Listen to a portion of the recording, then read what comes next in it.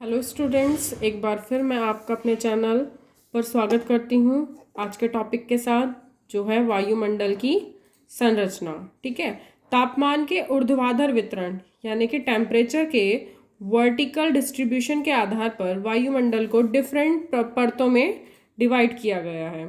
ठीक है, तो आज हम उन्हीं परतों के बारे में जानेंगे।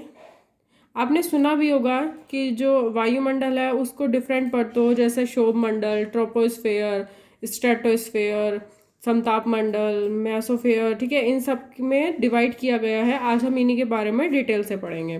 ठीक है, तो फर्स्ट लेयर जो होती है वो होती है हमारी क्षोभ मंडल। इसको हम इंग्लिश में ट्रोपोस्फेयर बोलते हैं। क्षोभ मंडल में यह वायुमंडल की सबसे निचली परत होती है। ठीक है, जो हमारी सबसे निचली परत होती है वो क्या होती है? ट्रोपोस्फेयर, क्षोभ मंडल। ठीक है, जिसमें वायु का संपूर्ण भार, इस पर ही वायु का संपूर्ण भार का 75% पाया जाता है। धरातल में इस परत की औसत ऊंचाई कितनी होती है? 14 किलोमीटर मानी जाती है। यह परत भूमध्य रेखा पर, यानी कि जो सेंटर रेखा होती है, भूमध्य रेखा जो होती है उस पर क्या होती है? उस पर तो यह परत पतली होती है और ध्रुवों पर यह परत मोटी होती है।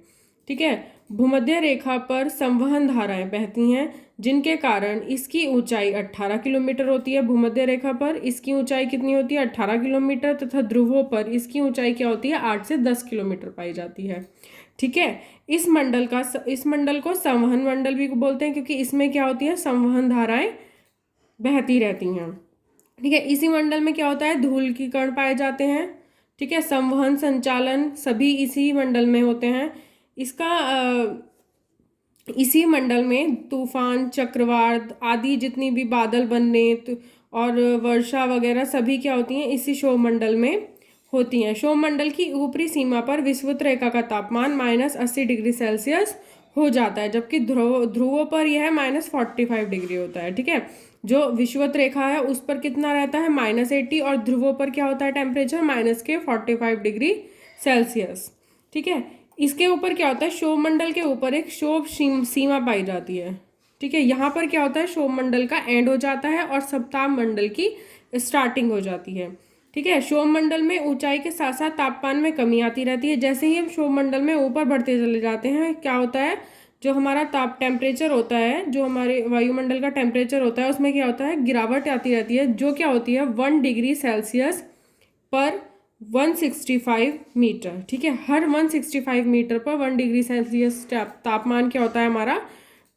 गिर जाता है। इसे सामान्य ह्रास दर कहते हैं, नॉर्मल लैप्स रेट बोलते हैं। ठीक है, ये कितना होता है? 1 डिग्री सेल्सियस पर 165 मीटर। हमारी नेक्स्ट मंडल क्या है? नेक्स्ट मंडल है हमारा समताप मंडल। अब हम पढ़ेंगे समताप मंडल।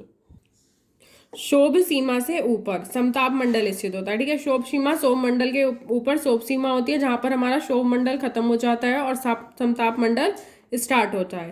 क्षोभ सीमा के ऊपर समताप मंडल पाया जाता है। इसकी ऊंचाई धरातल से 50 किलोमीटर होती है। इस मंडल के निचले भाग में, अर्थात 20 किलोमीटर तक, इस निचले भाग में, इस मंडल के निचले भाग में 20 किलोमीटर की ऊंचाई तक, यहाँ क्या होता है? 14 किलोमीटर तक। तो क्या है हमारा? क्षोभ मंडल है, इसके ऊपर 20 किलोमीटर की ऊंचाई तक तापमान स्थिर रहता है। ठीक है, उसमें ना कोई गिरावट होती है, ना ही तापमान बढ़ता है। परंतु ऊपरी 50 किलोमीटर में, इसके ऊपर 50 किलोमीटर की ऊंचाई तक तापमान क्रमशः बढ़ता है। ठीक है, इसका कारण यह है कि यहाँ सूर्य की पराबैंगनी किरणें अवशोषण करने वाली ओजोन गैस पाई जाती है। ठीक है, ये जो ओजोन लेयर दिख रही है, ये क्या होता है? ये सूर्य से आने वाली पराबैंगनी किरणों को क्या करती है? अवशोषण करती है, जिससे क्या होता है? यहाँ पर टेम्परेचर इंक्रीज हो जाता है। ठीक है, अब समताप मंडल के ऊपर क्या पाई जाती है? समताप सीमा। समताप सीमा पाई जाती है, जो क्या है? जहाँ पर सपनाभ मंडल हमारा खत्म हो जाता है। यहाँ पर क्या है? ओजोन की जो लेयर है वो क्या हो रही है? अब धीरे धीरे क्षय होती जा रही है। किसकी वजह से? क्लोरोफ्लोरोकार्बन और हेलोन जैसी हेलोजनरेट गैसों की वजह से। ठीक है, इस परत को क्या हो रहा है? काफ़ी नुकसान हो रहा है, जिससे क्या होता है? पराबैंगनी किरणें पृथ्वी पर पहुंचने लगी हैं, जिससे क्या होता है? पृथ्वी का तापमान काफ़ी बढ़ रहा है और कैंसर जैसी समस्याएं भी आ रही हैं। ये क्वेश्चन भी पूछ लिया जाता है कि ओजोन परत कौन से मंडल में है, तो हमारा आंसर क्या होगा? समताप मंडल में। और दूसरा क्वेश्चन ये बहुत पूछा जाता है कि बादल, धूल कण विकिरण विकिरण, ये सब किस में पाए जाते हैं? तो ये सब किस में होता है? हमारा क्षोभ मंडल में ये सब प्रोसेस होता है। बादल वगैरह किस में होते हैं? क्षोभ मंडल में। ठीक है, और हमारी ओजोन परत किस में पाई जाती है?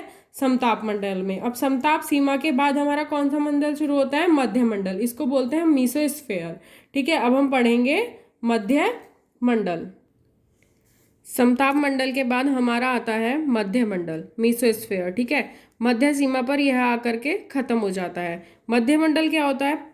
50 किलोमीटर तक हमारा समताप मंडल था, 50 किलोमीटर से ऊपर तथा 80 किलोमीटर से नीचे, यानी कि 50 से 80 के बीच में हमारा क्या पाया जाता है?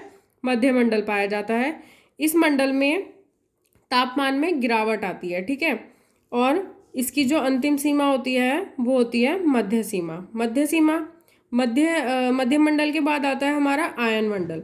आयन मंडल में क्या होता है? ये 80 किलोमीटर से 400 किलोमीटर तक फैला होता है। इस मंडल में तापमान तेजी से बढ़ता है एवं इसकी ऊपरी सीमा पर यह जाकर 1000 डिग्री सेल्सियस हो जाता है।